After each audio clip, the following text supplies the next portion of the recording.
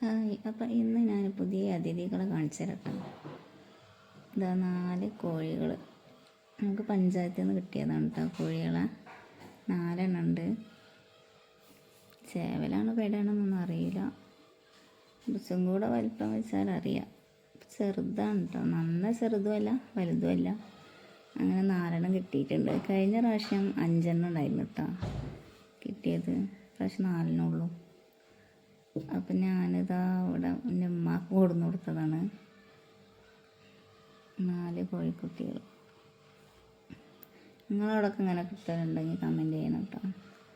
ഞങ്ങളവിടെ കോഴീനെ മാത്രമല്ല കേട്ടോ, നമ്മൾ ഈ ഫോം പൂരിപ്പിച്ച് കൊടുക്കലാണ്. അതിൽ പശുവിനെ വേണ്ടവരുണ്ടാവും, പിന്നെ അങ്ങനെയുള്ള 2-3 കാര്യങ്ങൾക്കൊക്കെ നമുക്കങ്ങനെ എഴുതി കൊടുക്കാം. അപ്പം ഞാൻ കോഴിക്കാണ് എഴുതി കൊടുത്തിരുന്നത്.